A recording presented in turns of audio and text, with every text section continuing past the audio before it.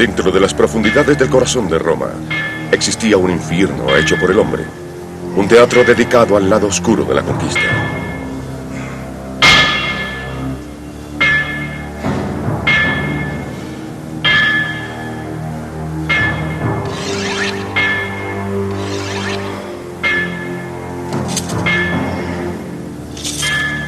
Los atuendos, los actores y la utilería eran reales.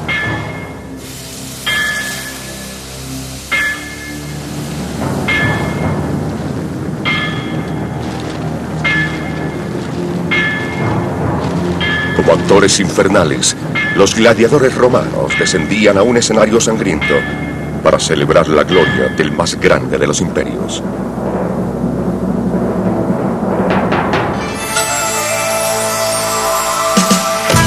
Roma, el más grande de los imperios.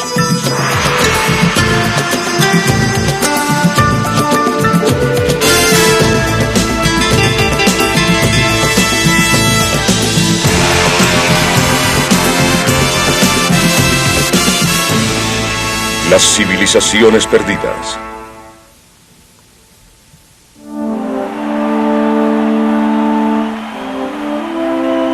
Desde cámaras subterráneas entraban al más infame escenario del mundo antiguo. El año 88 a.C. A su nueva arena la llamaban el Coliseo.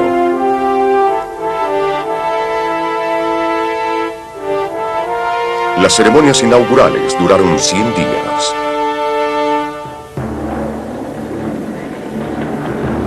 $10.000 animales salvajes fueron sacrificados a causa del espectáculo. Centenares de indefensos prisioneros de guerra fueron descuartizados. 3.000 gladiadores pelearon, muchos hasta su muerte.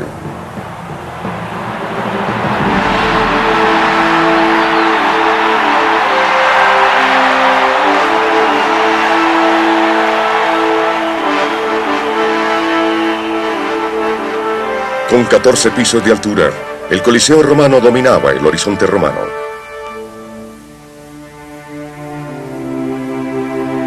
50.000 espectadores se sentaban en tribunas apoyadas por paredes de piedra y arcos.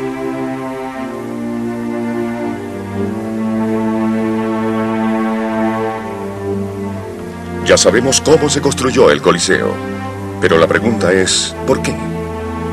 ¿Por qué los romanos venían aquí para solemnizar a la muerte? ¿Acaso sus conquistas habían producido una sociedad de asesinos con sangre fría? Keith Hopkins, de la Universidad de Cambridge, cree que los juegos y torneos encierran la clave para comprender el Imperio Romano. Los romanos habían labrado un imperio que abarcaba toda la cuenca mediterránea, incluyendo más o menos la quinta parte de la población del mundo en ese entonces. Uno no llega a controlar un imperio así siendo benévolo con sus vasallos.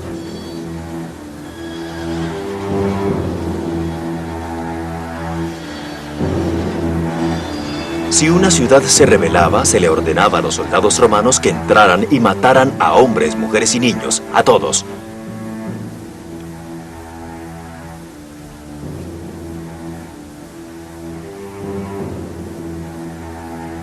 Y si perdían, serían tratados por sus enemigos tan mal como Roma misma trataba a sus prisioneros. Los romanos tenían que recordarse a sí mismos su tradición bélica. Las luchas de gladiadores eran batallas domesticadas dentro del mismo corazón del imperio. Basado en trabajos de los eruditos, los estudios hollywoodenses recrearon los extraños espectáculos y sangrientos torneos del Coliseo. Imagínense esta escena. Todos ya están aquí. La guardia del palacio llega. Todos se ponen de pie. El emperador entra. La multitud lo vitorea. Los emperadores toleraban muy poco los errores humanos durante estas actuaciones tan extravagantes. Cuando los ayudantes cometían algún error en preparación para la siguiente escena, el emperador Claudio ordenaba que todos ellos fueran lanzados a la arena para morir. Los espectáculos duraban todo el día. En la mañana, los criminales se convertían en el desayuno de las bestias salvajes. Los romanos gastaban mucho tiempo y esfuerzos para atraer animales de todas partes del mundo. Hipopótamos, rinocerontes, leones, panteras, antílopes, elefantes. Se les traía para que las multitudes se divirtieran y se sorprendieran con ellos.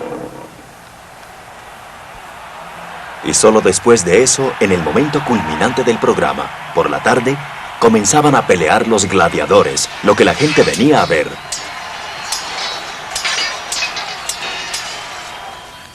Los gladiadores eran héroes populares, hombres de gran virilidad, o por lo menos eso se creía. La palabra gladius, de donde viene gladiador, significa espada, pero también significa pene. Y me imagino que a causa de la imaginación popular, estos gladiadores eran asociados con un pene erecto. Y las muchachas escapaban con estos luchadores cicatrizados por 1000 batallas. Estos guerreros hasta asumían alianzas, dependiendo de su atractivo sexual y de su carisma. A Cresco se le conocía como el pescador nocturno de jóvenes muchachas. Otro gladiador llevaba el nombre de Celatus Gualarum Bacchus, amo de las vírgenes. Los gladiadores se especializaban. Sus armas y estilos con frecuencia copiaban los combates hechos con enemigos ya derrotados. A través de estas representaciones, las multitudes revivían las glorias de las conquistas romanas. Los que salían victoriosos eran premiados con dinero, y muchos utilizaban sus ganancias para salir de la esclavitud comprando su libertad. Contrario a las creencias populares, el pulgar hacia arriba significaba muerte y no vida. Un intelectual romano estaba horrorizado tanto por los torneos como por los espectadores.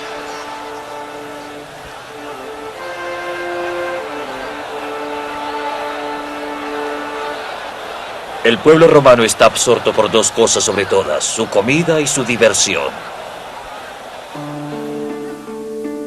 Pero la obsesión romana por la violencia no debería sorprender a nadie. La misma fundación de Roma fue descrita en un antiguo mito lleno de intrigas y peligros. En esta leyenda, una princesa dio a luz 2 niños gemelos, Rómulo y Remo, herederos al trono. Para apropiarse del reino, un malévolo tío lanzó a los gemelos al río Tíber.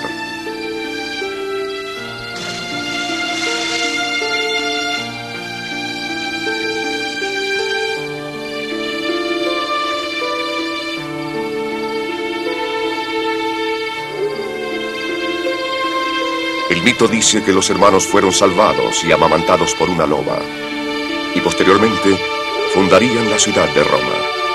Pero la realidad es que los antiguos romanos hicieron más que simplemente construir una ciudad.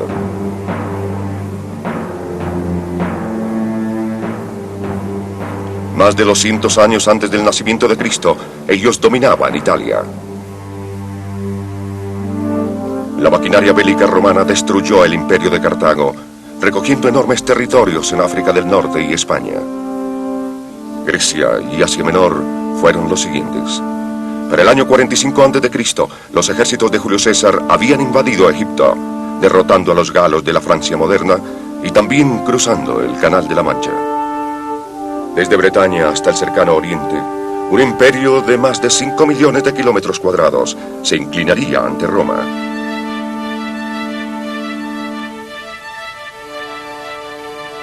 Y la ciudad prosperó. 1 millón de habitantes se acumulaban en sus calles y avenidas.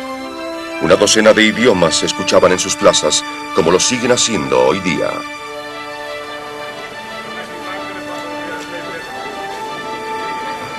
Galos, judíos, sirios y egipcios intercambiaban ideologías y mercancías.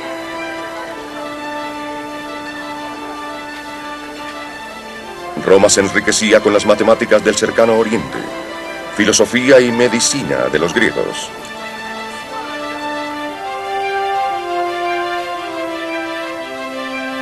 El gran logro que fue la antigua Roma parece ser más impresionante hoy día. El arqueólogo Dr. James Packer. Este es el modelo de la antigua Roma que Mussolini hizo construir a fines de 1930. El propósito de esto era el de demostrar la grandiosidad de Roma y, consecuentemente, también glorificar al propio Mussolini, ya que se consideraba como un moderno emperador romano.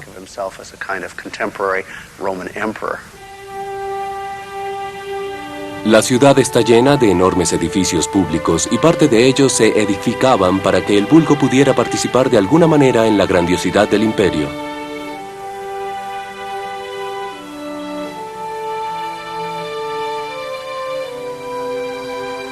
De todas las monumentales estructuras romanas, el Panteón es el único que sobrevivió intacto.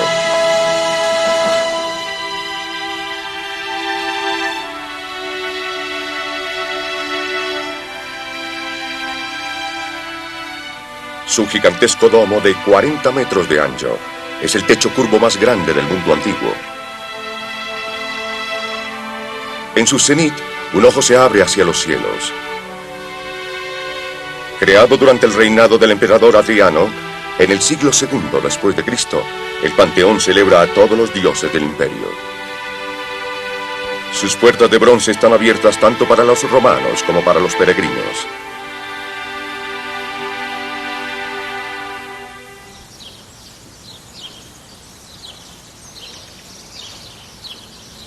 En el antiguo puerto de Ostia, edificios de apartamentos de 6 pisos eran comunes. Los romanos pobres y los ricos estaban verticalmente segregados. Mientras menos ganaban, más alto vivían. La mayoría de las familias dormían en apartamentos de 1 o 2 habitaciones, pero las vidas de los verdaderos romanos se vivía en las calles. Tanto los ricos como los pobres se encontraban en los grandes foros y en los baños públicos. Y todos los ciudadanos eran iguales y bienvenidos en lo que se refiere a las necesidades más naturales. Uno llegaba, se acomodaba, se relajaba y podía discutir política con sus amigos. Podía hasta encontrarse con un vecino, con personas que atendían los almacenes locales o los mismos baños, y tal vez con uno de los miembros de la aristocracia ostiense. Todas estas personas se reunirían en este cuarto conviviendo con sus necesidades, las cuales mantenemos tan privadas entre los norteamericanos modernos.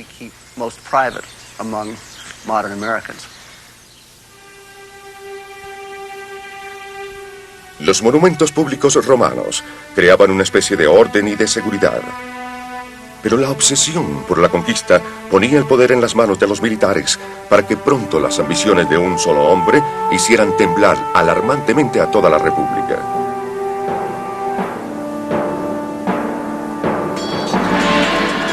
En el siglo I a.C., los ejércitos de Julio César diezmaron las tribus galas y aplastaron a sus enemigos en el norte de África. En el año 49 a.C., no obstante la inquietud civil, César escenificó una extravagante celebración por sus victorias. Petronio, escritor romano, reflexionó sobre la codicia cesariana por el poder. Parecía como si el mundo entero estuviera en manos de los victoriosos romanos. Poseían la tierra, los mares y las estrellas, pero no estaban satisfechos. Y tampoco César. Durante siglos la autoridad romana era fuero senatorial elegido por la clase imperante. En el año 45 a.C. César se declaró dictador, el primero del Imperio Romano. Muchos senadores se sintieron ultrajados al ver que la antigua república desaparecería. Entonces, el 15 de marzo del año 44 a.C., el arrogante César llegó al foro.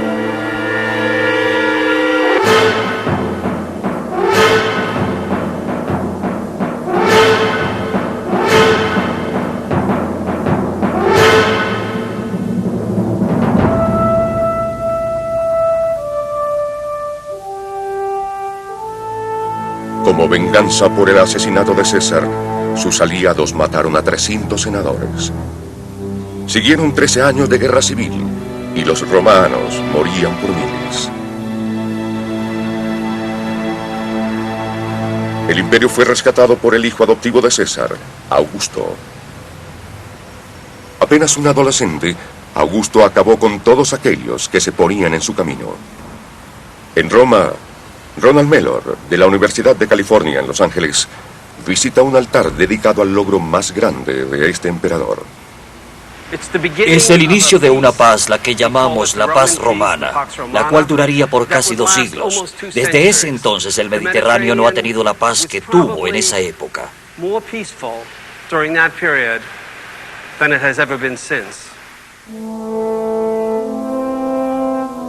Augusto utilizó sus poderes dictatoriales para reforzar el Estado en lugar de destruirlo. Creó una burocracia hábil y gobernó un imperio sostenido por la victoria militar más grande de todas. Una batalla sin sangre en contra de la misma geografía. Las legiones romanas construyeron 80.000 kilómetros de carreteras pavimentadas y más de 300.000 caminos hacia las fronteras de sus conquistas.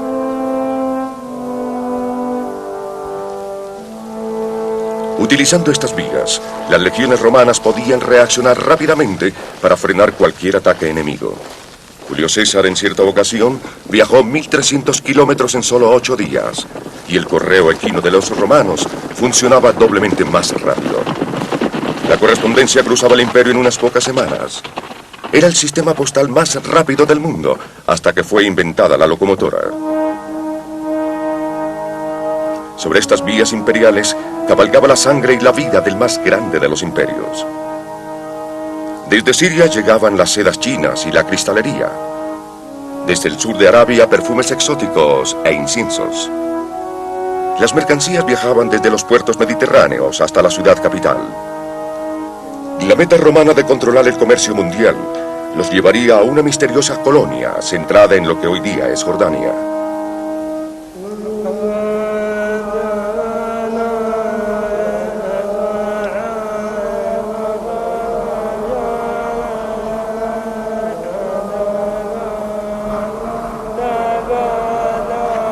En el siglo II después de Cristo, las legiones romanas cercaron una ciudad que vigilaba el único paso que cruzaba las montañas de Jordania. Era la ciudad capital de un pueblo conocido como los nabateos. Cruce de caminos para las caravanas que iban hacia el norte y la clave de un imperio que los romanos tenían que conquistar. En 1809, el explorador suizo John Burckhardt escuchó ciertos rumores acerca de una maravillosa ciudad incrustada en una montaña rocosa y sólida. El territorio era controlado por unos feroces nómadas musulmanes.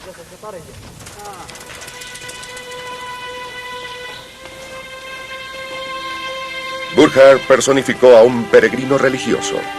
Si su verdadera identidad fuera revelada, moriría. Pero los nómadas guiaron a Burckhardt a través de una abertura vertical y rocosa hacia la ciudad perdida de Petra. 300 años antes del nacimiento de Cristo, los nabateos habían prosperado aquí.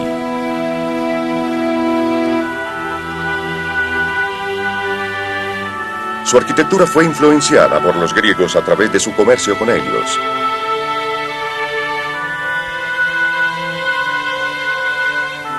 Pero Burckhardt y aquellos que llegaron después de él encontraron evidencias de que los romanos también habían estado aquí.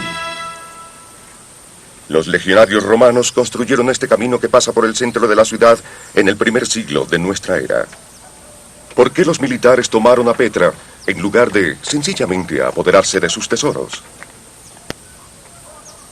¿Por qué no acabaron con los nabateos? La respuesta yace en la política externa de Roma.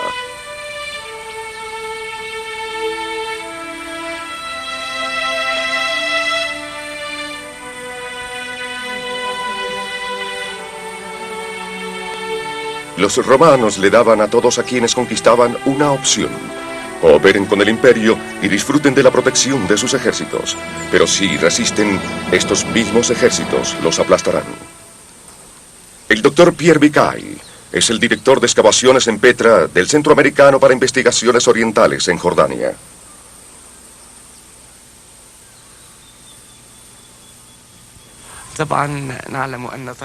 Why did the Romans come here? ¿Por qué llegaron los romanos aquí? Las clases altas deseaban perfumes y otras comodidades como incienso, las cuales provenían de la India y de Yemen. Y todas estas cosas tenían que pasar por aquí. Petra controlaba el lugar clave dentro de este gigantesco sistema comercial y era el único acceso a toda esta región.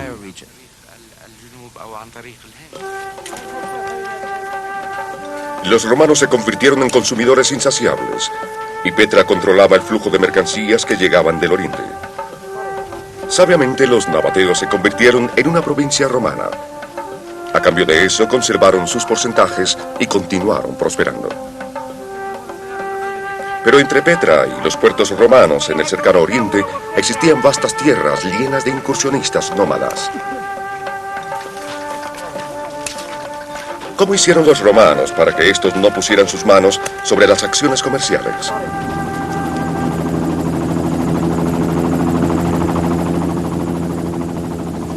Una de las soluciones sorprendería a la fotógrafa y periodista Jane Taylor. Con la ayuda de la Real Fuerza Aérea Jordana, Jane sobrevolaba el desierto cuando descubrió una serie de fuertes romanos o castillos. Uno en particular, llamado Bashir, la dejó sin aliento. La primera vez que vi este castillo, el castillo de Bashir, fue cuando estaba en camino a Petra. No pensaba fotografiar este lugar. Volamos sobre él y no se veía nada, y de repente este pequeño punto, el castillo, y volamos más bajo, y pudimos ver las torres y sus ruinas. Pero casi todo manteniendo una excelente condición estructural. Cuando se encuentra un fuerte como este en el centro de la nada, uno se pregunta, ¿qué es lo que ellos estaban haciendo aquí?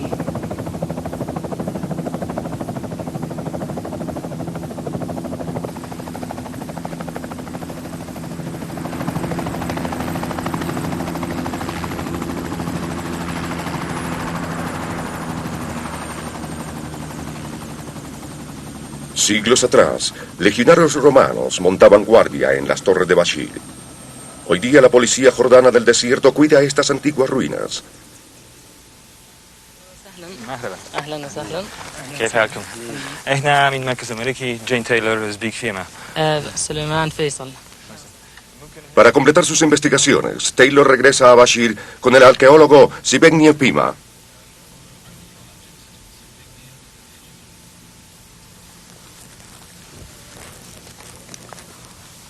Oh, Dios mío, se puede ver todo.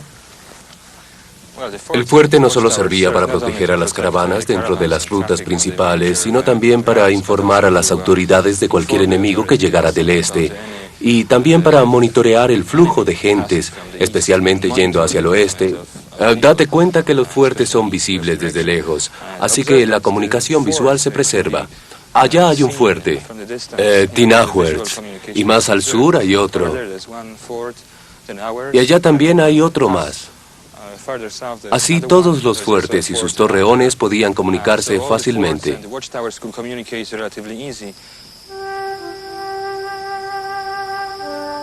Construyendo sus fuertes en línea recta y a la vista, los romanos crearon un sistema de advertencia temprana.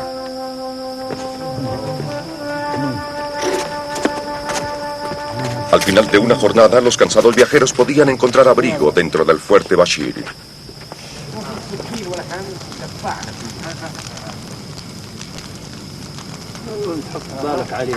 Mucho antes de que el sol saliera, los conductores sabrían si podían continuar su viaje con seguridad.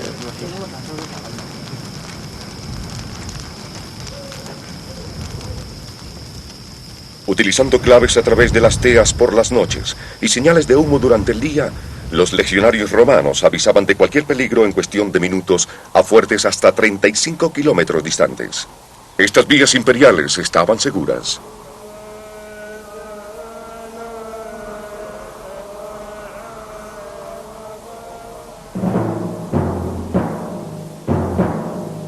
Desde Jordania hasta los bosques europeos, la columna vertebral del Imperio Romano eran sus ejércitos.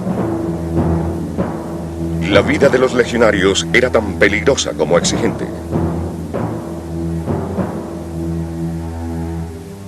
Para perseguir a los enemigos de Roma, los soldados soportaban 30 kilos de equipamiento y se esperaba que marcharan 40 kilómetros cada 5 horas.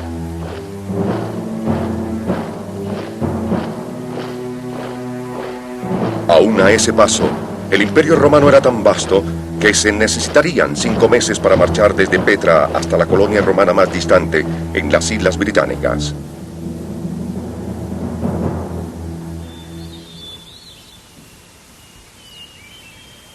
Aquí un ejército reunido para batallar se convirtió en un ejército de ocupación. Para el Dr. Robin Birley, ellos nunca se fueron. Siempre nos preguntábamos cómo llamaban los romanos a los nativos, y era Brendiócolis, desgraciados bretones. Impávido, en medio de cieno hasta las rodillas, el Dr. Birley sigue buscando restos de la época romana.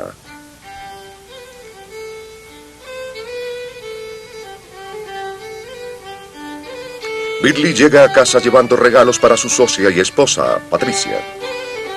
Frescas muestras de reliquias romanas para ser analizadas en su laboratorio campestre. Los predios de casa de Birley yacen adjuntos a la barrera militar más grande del mundo occidental, el Muro de Adriano. Marcando la orilla norte del Imperio Romano, se extiende por 115 kilómetros desde el estuario del río Tyne hasta el mar de Irlanda. Fue el emperador Adriano el que vio que su tesorería estaba casi vacía y dijo que la política de adquirir más territorios tendría que frenarse. Es ridículo, no tenemos con qué pagar los gastos. Así que en todas partes, desde Jordania en el este hasta aquí, el muro de Adriano en el noroccidente, debemos construir fronteras permanentes. Esto tenía 2 fines. En primer lugar, era para decirle al enemigo, los bárbaros, que hasta aquí llegaba Roma y que ya no habría más batallas. Además, para asegurar que sus ejércitos se mantuvieran ocupados todo lo posible, pues un ejército sin pelear es peligroso. Y da el caso que el ejército ya había estado ocupando esta área durante 40 años. Los soldados se habrían preguntado por qué estaban haciendo esto. Ningún ejército puede pasar por aquí. Pues es un área llena de pantanos, un área de 70 u 80 kilómetros hacia el norte. Pero el emperador dio la orden de construirlo, y así lo hicieron.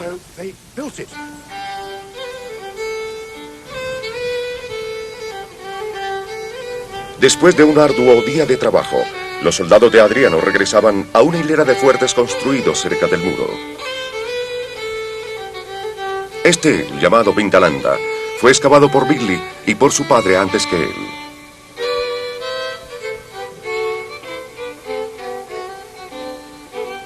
En 1973, mientras excavaban un nuevo sector del fuerte, Birley hizo un milagroso descubrimiento. La composición química de la tierra húmeda había preservado un basurero romano. ¿Y qué clase de basura contenía? Zapatos de cuero y otros objetos del mismo material comenzaron a salir. Artículos de bronce salían brillantes como el oro. Plumas, insectos. Era un mundo totalmente diferente. Era un mundo totalmente diferente. Era obvio que Vindalanda había sido más que un fuerte. Era una próspera comunidad. Había soldados aquí que trajeron a sus esposas, a sus hijos, y ocasionalmente se encuentra algún objeto que dice mucho, como este zapato entretejido, y pueden verlo huequitos. Lo más probable es que fuera usado con unas medias de colores brillantes, de lana, y lo harían ver muy atractivos. Unos refuerzos en la suela para alargar la vida del zapato, un objeto muy agradable. Casi se puede sentir el pie del niño.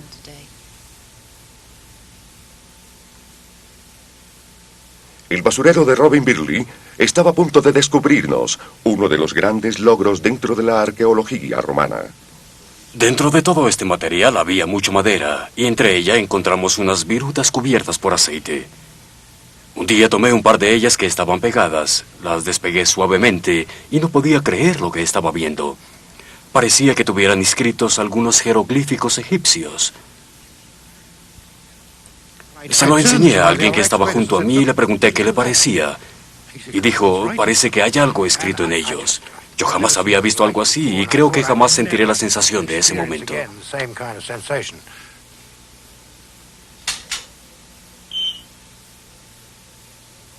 Una universidad local les ayudó con fotografía infrarroja. Billy se dio cuenta entonces que su basurero contenía un apartado postal romano. Escritas sobre madera y en latín, se encontraron unas cartas del pasado. Esperábamos alguna información militar. Era muy difícil hacer la traducción, pero finalmente lo logramos. Y lo que básicamente decía era: saludos aquí y allá. Les envío algunos regalos, medias, zapatos y subligaria. Yo no sabía lo que subligaria significaba. Así que buscamos en los diccionarios y supimos que traducía algo así como calzoncillos. Una gran desilusión. Pero en realidad era apropiado que este primer mensaje fuera de índole tan personal y privada, y no la clase de mensaje que quedaría grabado en la historia. Esto nos presentó a la gente común de Vindalanda. Uno puede construir una historia acerca de esta gente, una idea, y aunque no sabemos cómo eran físicamente, inevitablemente uno comienza a imaginar cómo eran ellos. Cartas de ánimo cruzaron el Canal de la Mancha provenientes del corazón del Imperio Romano. Esta, de Nigeri Brocus, fue mandada a su hermano Flavio, un oficial en Vindalanda. Esperamos, hermano, que lo que comenzarás a hacer sea muy exitoso, y sabemos que así lo será, pues está de acuerdo con nuestros deseos y con nuestras oraciones para ti, y tú te las mereces.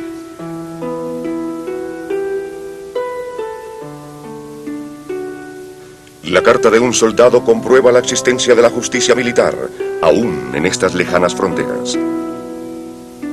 Espero que no permitan que me azoten, pues soy un hombre inocente, y no debería ser tratado de esta manera sin importar cuál haya sido el crimen.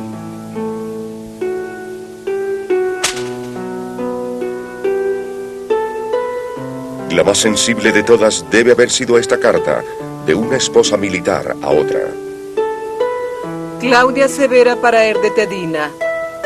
Te mando una calurosa invitación para que nos visites el 11 de septiembre para la celebración de mi cumpleaños y para que este día sea feliz por causa de tu presencia. Te espero, hermana. Hasta luego, mi bien amada.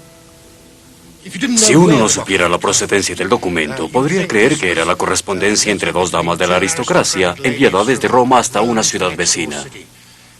Pero la realidad es que esa carta fue escrita en un territorio recién conquistado y al fin del mundo en lo que concernía a los romanos y en el año 100 después de Cristo. No creía que esta clase de sociedad se hubiera implementado tan rápidamente después de la conquista.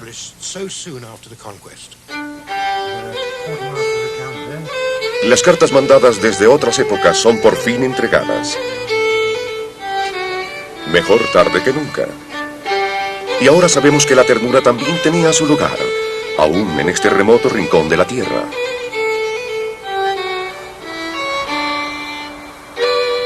Desde Jordania hasta el muro de Adriano, los sacrificios de algunas familias militares le permitieron a cientos de ciudades romanas crecer y prosperar.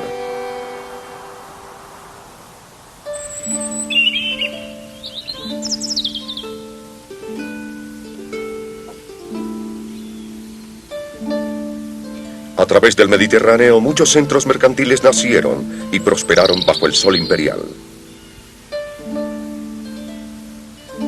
Enormes audiencias llenaban los teatros provinciales para ver espectáculos que venían en gira desde Roma. Los comediantes se burlaban de las escapadas sexuales de los ricos y poderosos en la capital del imperio.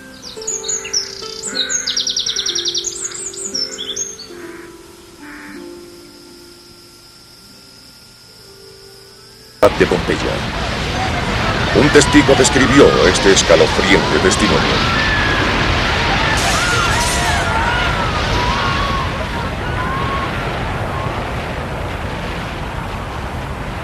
La oscuridad nos cubrió, no como la que provoca una noche sin luna o nublada, sino como cuando un cuarto se cierra y se apaga su única luz. Se escuchaban los gritos de las mujeres y a los niños llorando. Los gritos de los hombres. Algunos buscaban a sus hijos, otros a sus padres, y otros rogando morir por el mismo miedo de la muerte. Muchos levantando sus manos hacia los dioses, pero la mayoría se imaginaba que no quedaban más dioses. pues pareciera que la última y eterna noche caía sobre el mundo.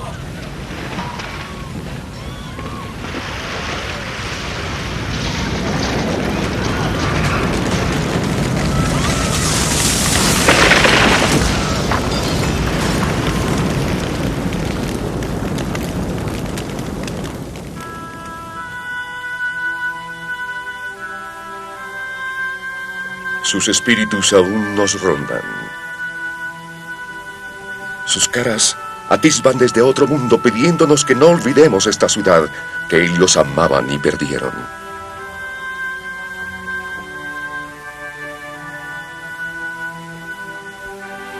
Las cenizas volcánicas han desaparecido y de nuevo el sol mediterráneo calienta los techos de Pompeya.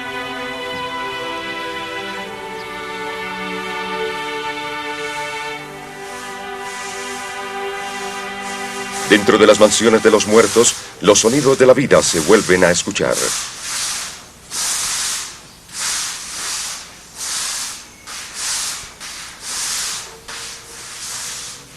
Por los esfuerzos de dedicados arqueólogos, un sorprendente mosaico de la vida cotidiana se revela.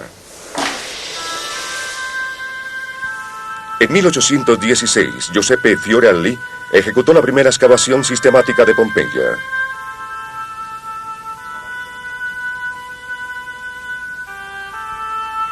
Por una corazonada, él vertió yeso dentro de las cavidades que sospechaba habían sido hechas por restos humanos. Y de estos moldes emergieron las víctimas.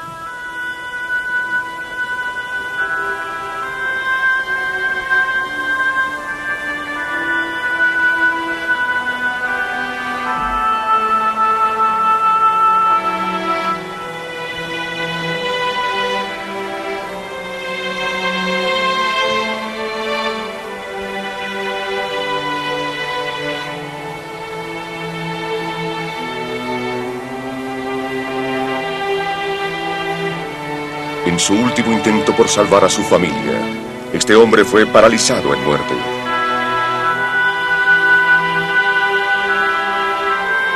Una capa de ceniza rocosa se levantó 6 metros del suelo. Este grupo de trabajadores de la construcción batallaron para mantenerse arriba del techo, pero fueron golpeados por una ola de gases volcánicos.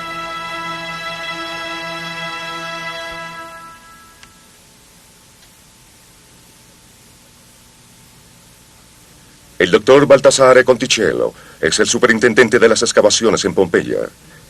La repentina destrucción de esta ciudad le ha dado una nueva visión a sus ideas sobre la arqueología. Mis sentimientos hacia Pompeya eran tan fuertes que después de 30 años como arqueólogo, al llegar aquí por primera vez creí que estaba a punto de recomenzar mi carrera. La vida se extinguió en segundos y la mayoría de las personas murieron en los lugares y posiciones en las que se encontraban en ese momento. Y las casas de habitación están llenas de los objetos que ellos utilizaban justo al momento de la erupción. Para ser breve, tuve que secarme los ojos antes de comenzar a remover las cenizas. Esto es lo que yo llamo la arqueología emotiva.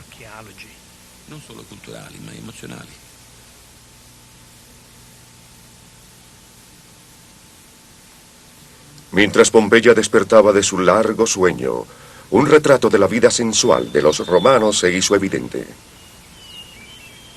Frescos eróticos rescatados de sus paredes. Faunos enloquecidos de amor que se levantaban de las cenizas. Y enormes cantidades de grafitis. A Timoteo me preñó. Letus, eres un hombre mediocre. Cayo, espero que tu úlcera se vuelva a abrir y te duela más que antes.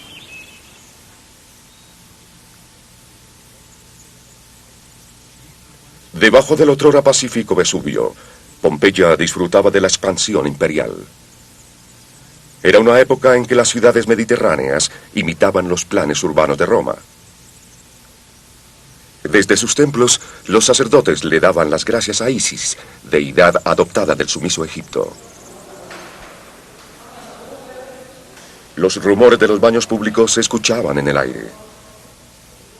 Por las calles llenas de almacenes, los ricos miraban las sedas chinas, inciensos y perfumes de Petra y una variada exhibición de comidas exóticas.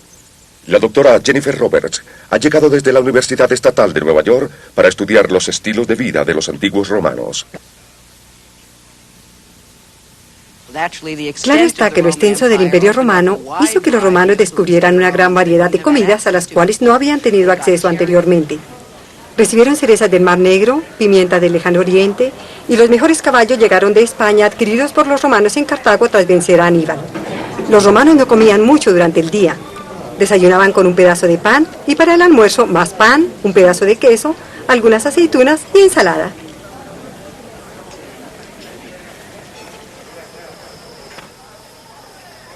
Pero al final del día, las aparentes dietas de los ricos se expandían repentinamente igual que sus cinturas.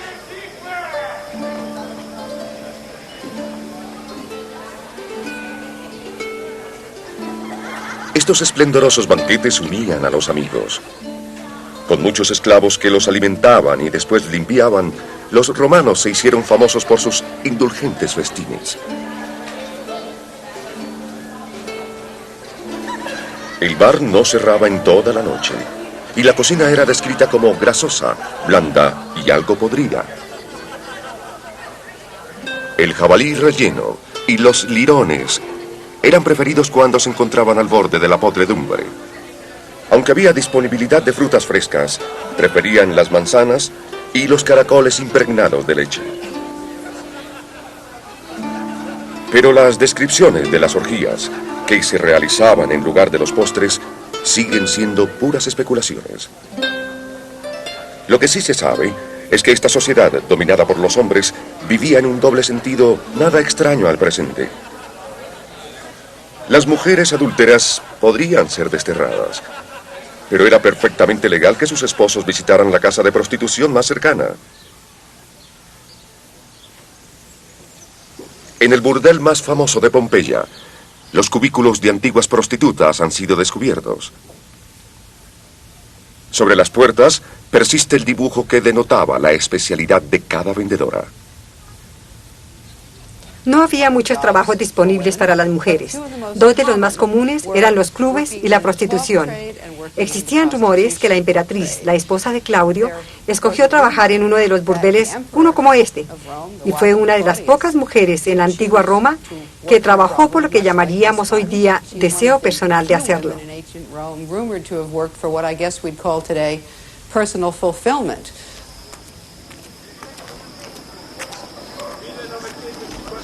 Según algunos relatos, ella se escapaba del palacio por las noches y llegaba a uno de los burdeles donde tenía su propio cubículo. Trabajaba bajo el alias de Maquisca, la mujer lobo. Disfrutaba enormemente de su trabajo. Cuando el dueño del negocio despedía a las otras muchachas al final de la noche, ella se quedaba y se iba más tarde, pero no de muy buena gana.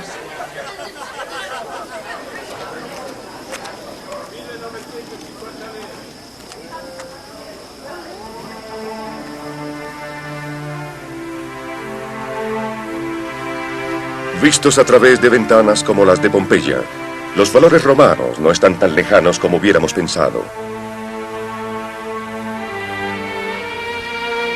Los romanos estaban fascinados por la violencia y la muerte. Sus líderes eran capaces de grandes cosas, pero muy lejos estaban de ser infalibles. Y el pueblo romano en su vida cotidiana se enfrentaba tanto a las alegrías como a las penurias cada día a la vez. Cuando la primera oleada de cenizas caía sobre Pompeya, un romano condenado a esa muerte escribió lo siguiente en su pared: nada en este mundo es eterno. Para fines del siglo III después de Cristo, se podía haber dicho lo mismo del Imperio Romano.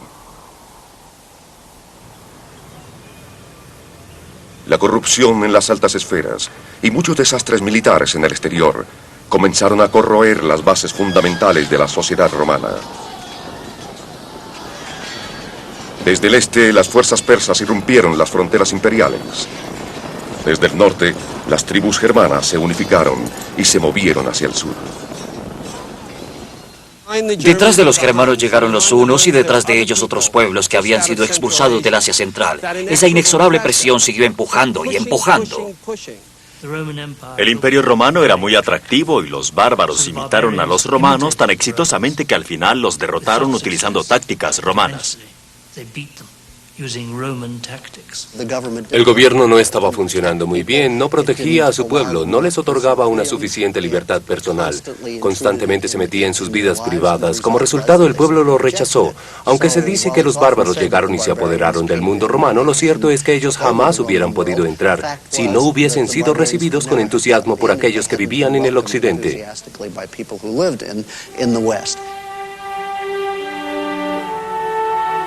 Para algunos romanos, la caída del Imperio Occidental era producto natural del tiempo. El gran teólogo Agustín lo expresó muy bien. Si lo que Dios ha creado desaparecerá algún día, entonces no hay duda de que lo que Rómulo hizo desaparecerá mucho antes. Pero el inevitable ocaso de Roma no es nada comparado a sus logros.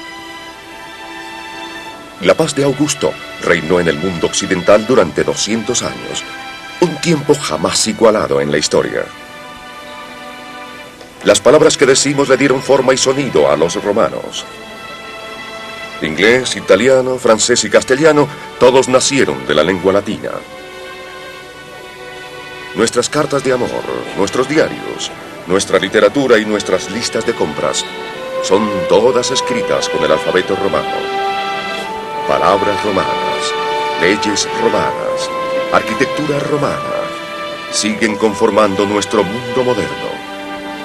Al fin de todo, la eterna gloria del más grande de los imperios es que sus mejores partes se han convertido en parte de nosotros.